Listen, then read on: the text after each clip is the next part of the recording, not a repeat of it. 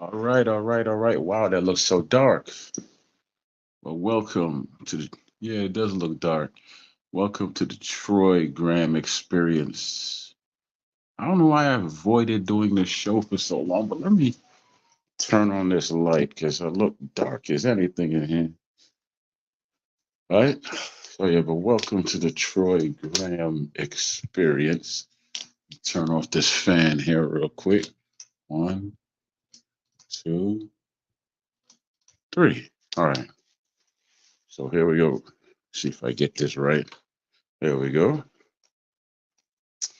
Welcome to the Troy Graham Experience. No guests tonight, no boxing tonight, no anything. I'm actually doing a show about myself. Amazingly, not not something I do all the time. Okay, much better.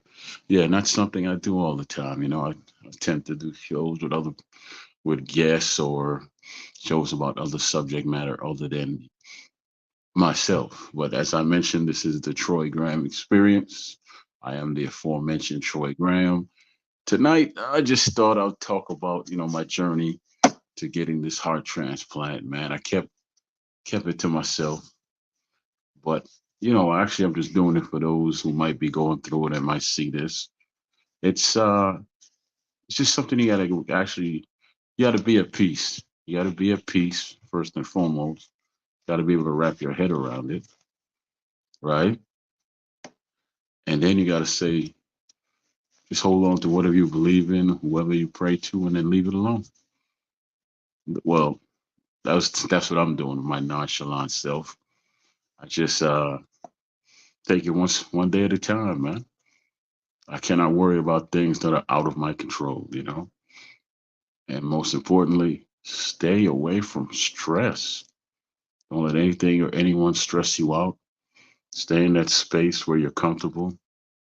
Try to get into you know, try to get into a good shape, or work on your diet, work on yourself, and just make it easier for you for when you go to your evaluation, because you have to go the steps you have to take before you get on the heart transplant list. You have to go to you have to get evaluated to see if you could get on the heart transplant list, which is like a 4-day thing, right?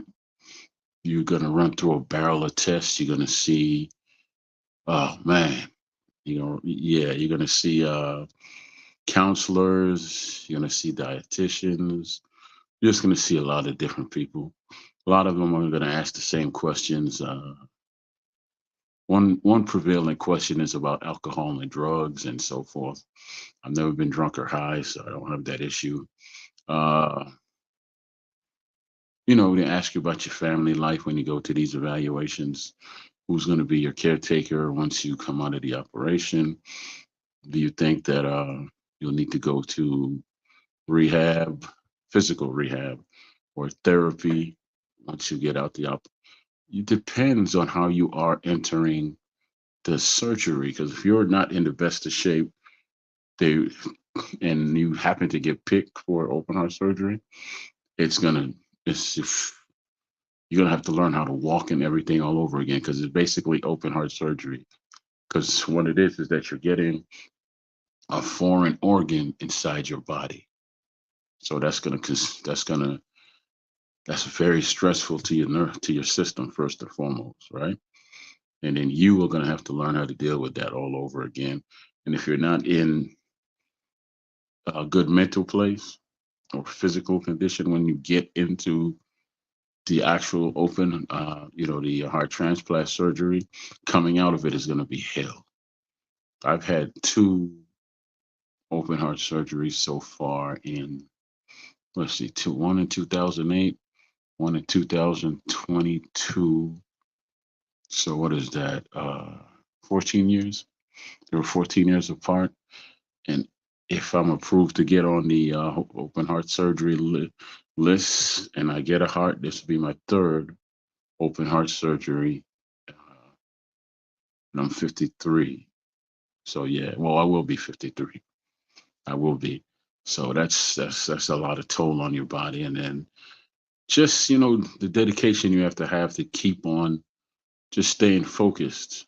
Because once you start taking these medicines, for those of you who might be going through it, these medicines you can't miss. And those of you who are dealing with this situation, what I mean when you can't miss, like you can't forget days, because what happens is, like I said, you're getting a foreign organ inside your body. So the medicines they give you are actually fighting off your nervous system.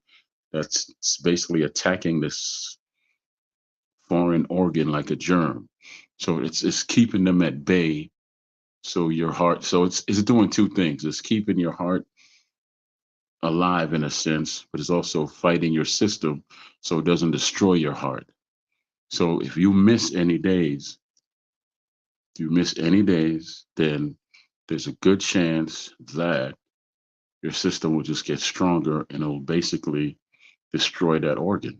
Because your body has antibodies that basically are built just to take care of things of that nature. It's kind of like, to simplify it, if okay, let's say you enter somebody's house, but they don't warn you that they have dogs, right?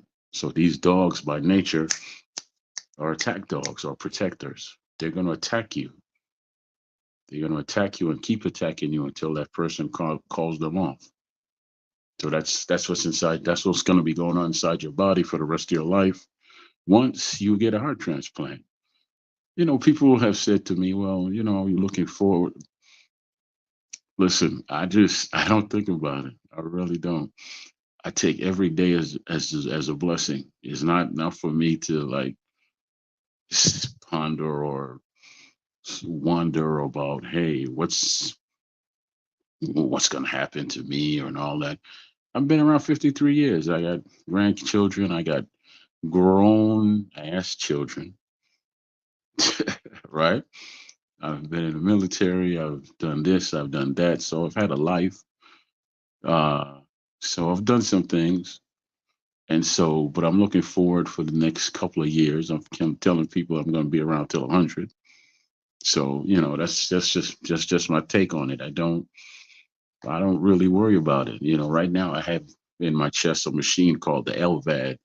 Now, for anybody who's listening who might have a family member with LVAD or who has an LVAD, and you'll understand what that is. LVAD is a left ventricle assistance device, meaning that the left side of my heart is basically non-existent. It's dead. So they put in my actual heart right here, left side of my heart, an actual pump, which takes the place of my heart, of the left side of my heart, which basically went into heart failure, and it basically doesn't exist anymore. Try to draw you a picture of that. Simplest way to put it, if you get a flat, you kind of get a fixer flat. That's really not a good example, but it gives you an idea. Like you get a flat, you kind of get a fixer flat on your tire until you get an actual tire. That's what's going on with. That's what the LFAD does. Average lifespan, they say, could be 5 years. Some people have lived 10 years with the LVAD. One lady had hers for 14 years. I don't consider these things at all. I mean, no, that's not true. That is absolutely not true. Of course, I consider it. I just don't worry about it. I just don't worry about it. When I went into the hospital in 2022, unbeknownst to me, but they told my mother, if he didn't come in that day, your son would have died. I've been hearing that since I was 12 years old. That when I was a child, my mother's would, yeah, when I was leaving off to the military uh, years ago, my mother sat down and told me, when you were 6, they told me you would make it to 12, and then before you even got accepted in the military, they told me you'd never make it in the military because of my heart. I had to take 2 physicals to get in the army, and I passed. Right, but then I had a stroke in the military because of they sent you through the gas chamber, and that didn't sit too well with my heart. You have to go through a gas chamber. So, yeah, it's a journey. It's a journey. It's a life journey, man. You go through it. and you do your best to say, well, I'm going to live my life for as long as I can and to the best, and just live as positive as I can for the with the time that I have left. Which for me, like I said, I'm gonna be around till I'm 100, so that gives me 48 more years actually. Well, 47 more years. My grandmother, uh, she lived to be 94, 95. My auntie lived to be 95. My uncle lived to be 98, and my other auntie lived to be 103. So you think, well, that's why I say I'm gonna live to be 100. Now my father, he lived to be 70 plus years old. He had a heart murmur, but he lived a good life. He was a ridiculously martial artist where he had to register his hands and feet. He was that dangerous. Uh, my, he lived to be 75. My grandfather, he lived to be 75. He had it as well. My auntie lived to be 75. She had it as well. You know, difference is that they stayed in Jamaica, which is where I'm from. Saying, well, I don't hear the accent. You don't hear the accent because I choose not to twang it up because I've been in America for like 40 plus years, So that's why you don't really hear the accent too much. Yeah, but yeah, that's just it. I mean, that's just it. This is just my journey. I decided to put out I was gonna say blog, podcast on my journey to my heart transplant. Now, so far, the steps I've taken is I've been to the evaluation already, and so far things are looking good. And I don't want to expand on that because I'm a firm believer in I went through it, and I'll just let God do His work. I don't want to talk that up or talk that down. I went through it. They had me, and that was that. My results on that was I got a good. You know, they said I did good. I fit the weight requirement for my height. No high blood pressure, no cancer, no diabetes, no STDs, no kidney issues, flat ass feet. That's about it. And a flirtatious nature. That's about it. Other than that, I don't have anything else going on but the heart problem. I'm still just this happy old laid back soul. And that's it. Now, in along this journey here with these surgeries, if you didn't see me prior to all the podcasts I would do with our brother Major Key over here, and then on my right here on my own podcast, the Troy Graham Experience. If you didn't know me before, and you seeing me now, okay, you're saying, okay, he looks like he's in pretty decent shape. Before, if you saw me, my face was a little bigger. That's because I was 40 pounds heavier. I mean, actually, when this whole journey started back in 2022. It's 2022. I was 275, 270, something around there. Right? Excuse me. And then I dropped down to when I left the hospital because after they put the LVAD in me, I had to stay in the hospital for 5 months because I had to learn how to walk again. And then my voice was a little bit, more pronounced if you ask me, but now it's clearer. It wasn't as clear as it is now, but I lost some of that explosion in my voice and I had to learn how to walk again. I couldn't walk 2 steps without help. I couldn't even get out of bed without help. So uh, uh, that was one part of the journey. Then my appetite completely changed because I dropped all the way from 275, I believe, down to 197. Maga man, remember when in Maga, I didn't like looking that small. So then I went to 205, right? And I stayed there for a few months. And then 215. I stayed there for a hot minute. I stayed at 215 for a hot minute. And then I stayed at 225 until 2024. And then in 2024, I gained like 10 pounds. So now I'm like 230, with no clothes on. Well, at one point I was 235. So with no clothes on right now, plus the LVAD, if you take the LVAD off, I'm 232. So, it's a 40, it's a lot of weight loss in the last 2 years. My goal is to get back down to 215 and just stay there. I feel so good at 225. I'm okay at 230, it's no problem. But I feel great at 215, you know? I think, yeah, I feel great at 215. I got a lot more stamina and so forth. And my face is a little bit more, excuse me, slender, So, yeah, but it's, I'm sorry. I'm sorry. It's a journey. That's all I got to tell people. For those of you who are going through it, embrace it.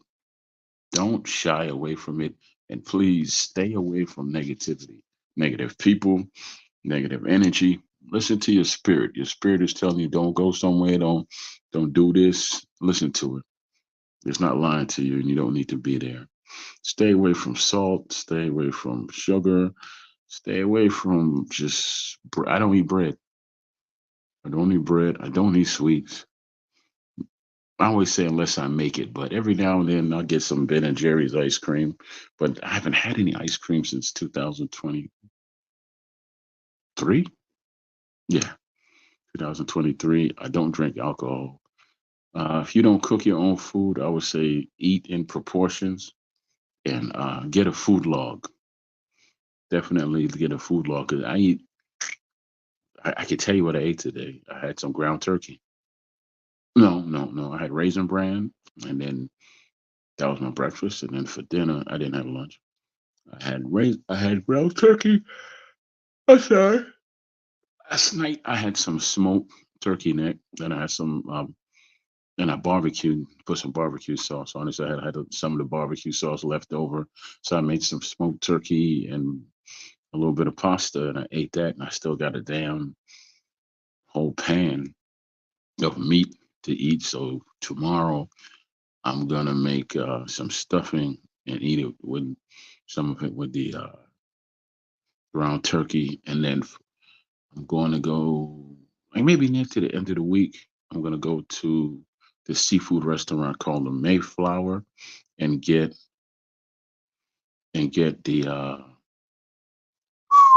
popcorn shrimp and flounder, which comes with onion ring shaped hush puppies, coleslaw, and rice. And I'm gonna get it extra rice, extra coleslaw, because I'm gonna stretch that out over a 3-day period, right? Because I don't feel like cooking all the time. So I might actually get the wing dinner too, so I could stretch it out even longer because I just don't feel like cooking. Because that flounder and popcorn shrimp could last basically 2 days, right? Because I cannot finish that thing by myself. I can't do it. I can't finish it in one sitting, I should say. And then the wings, I could stretch that out. Like if I pick it up on a Thursday, I could make this stretch all the way till Sunday. So what's that? Thursday, Friday? Is that 4 days? 4 days, just yeah. And then you have to be mindful of your fluid intake, which I can't say I'm good at that. I drink a hell of a lot of water and I juice. I juice a lot. My favorite stuff right now is watermelon, beets. I get apples, I get oranges. Every now and then I might get blueberries. But the base of what I juice is watermelon, beets, pineapple, and apples. Those are, and I throw some celery in there as well. So that's the base of my juicing right there. You know, that's the base of it. And then don't miss don't miss any of your doctor's appointments. Do not miss any of your doctor's appointments. I don't care if they're how small or repetitive you think they are. Don't miss any of them. Yeah, because the one time you do miss something, that's when you be going. It could be something.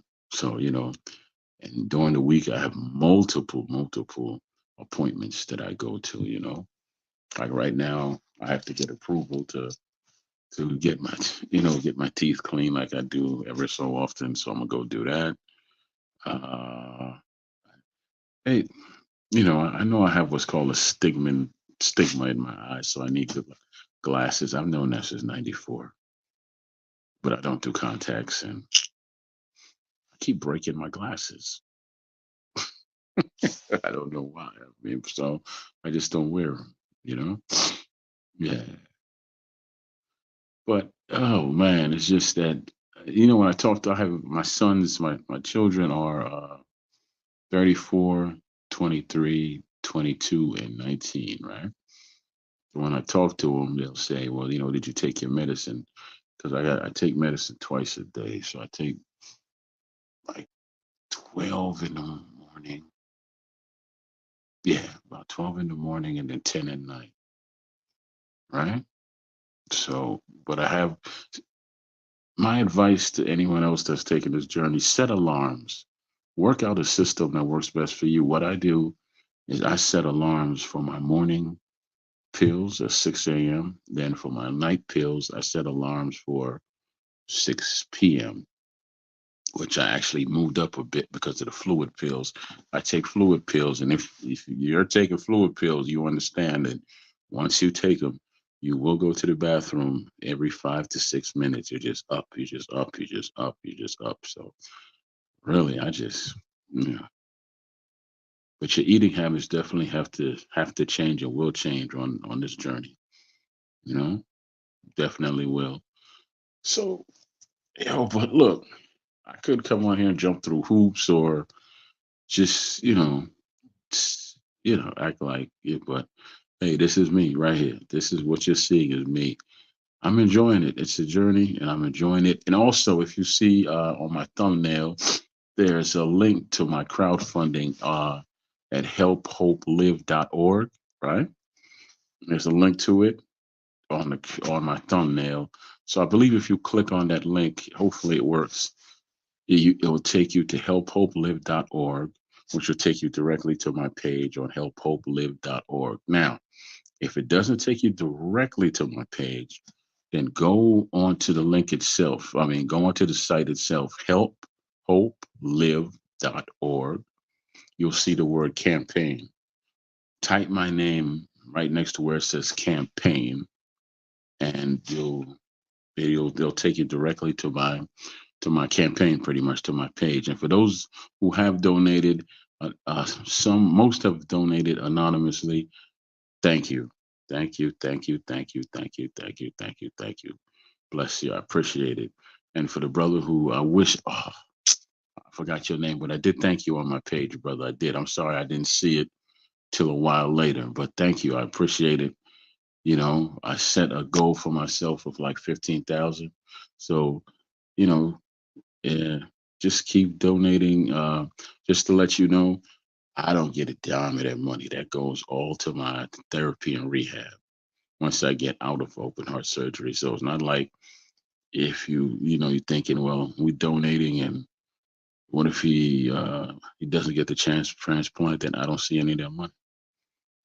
I don't. What about after the transplant? What if I don't use all of it? Then I don't see any of it. It goes to the nonprofit, to help somebody else. It's how the world keeps working. Pass it on, pass it on, pass it on. So yeah, that's it. And if I mean, most of you recognize my name and my face because I used to like I said, bounce around to a lot of different podcasts that had to do with boxing. Not so much. I don't do that no more. Value my time. Too much negativity. And a lot of you know me from working with brother over here, Major Key, right? So yeah. And then a lot of you know me from here, the Troy Graham experience. So just keep riding with the brother. You're gonna hear me pop up and give these testimonies and give these stories, and these shows stuff are really my way of saying I know you're out there, other people like me. Hey, I just want to talk about it. I'm gonna share my experience with you. If you want to come and give me some of your feedback, that's fine. I'm cool. We'll talk about it. Because I'm not the only person in the world that has an LVAD, and I'm not the only person taking this journey on the way to heart transplant. right? But this right now, my journey, right? My journey on the way to getting a heart transplant, but here's the difference, man. Like my grandbaby with Lee. Funny story. When I was younger, I had a cousin named Shauna. I don't. Shauna's like late 30s now, so she used to call me Big Boy. And she's like, Big Boy, can you read me a book? Every time she saw me. So I was like, yes, baby girl, I'll read you a book. And then she would fall asleep on my chest. And then she would wake up and ask me, why your heart sound like music, big boy? I would just have to tell her because I have a music box in my chest, baby girl. Baby cousin, I got a music box in my chest. You got a music box in your chest, cousin Troy? Yes. My auntie would just be like, she loves you so much you could tell her anything. I'm like, I know. That's my special cousin right there. And my sister had two children at the time, and my niece, oh my lord, when she was a baby, she would cry and cry. Olivia would cry and cry so much. And then I would put her on my chest and she would just go to sleep. The sound of that sound of that heart murmur, whoosh, the echo, and the way it sounded soothed her and put her to sleep. And her mama would say, you have to come over here because this child won't stop crying. I'm like, I'm not driving to your house so you could use me to put your child to sleep. You have to find another way to put your child to sleep. What am I supposed to come over every night and just let her lay on my chest? Nah, that ain't gonna happen. But that was 20 something years ago. She is 23 right now. 23, 24. So yeah, she's doing good. Smart girl. She's going to school for the CSI thing. She's gonna do whatever the CSI people do. I don't, but proud of her. That's my baby girl. Boy, proud of her. My little niece. Yeah. Just fall asleep by the sound of my damn heart. Like if I let you listen to my heart now, sounds like a damn conveyor belt. You're not really gonna hear too much. It's just if you know what a conveyor belt sounds like, then you know what my heart sounds like. I'll probably do that in the next show because I'm not set up to do that right now. And then 1 in the morning, I'm not gonna get up and do all that so y'all could hear the sound of a damn conveyor belt in my chest. So sorry. So sorry. But I'll probably put on some more shows along the way. I'll get back to it with the interviews and different things like that. But because there's a few people I definitely want to interview that have something to do with boxing and outside of boxing. So I'll get back on it. But more than likely, you're gonna see more of these shows with me just talking about this because I need the outlet. It's therapeutical. I need it. I need to talk to other folks that are dealing with it like myself. I've joined a lot of Facebook groups for people who have LVADs and have survived heart transplants and so forth. And we just, I've met people that have had it for as long as I have, or I've met people that had it for a shorter time than I have, or I've met people that have had the LVAD for years now. Yeah. We all pretty much have the same kind of thing going on. Like, my temperature system is very messed up. When I first got the LVAD and I was in the hospital, I kept my room at 85 degrees. I couldn't feel anything. When you turn down the heat, I would get cold and my feet would freeze at night. I mean, literally, my feet would freeze at night, right?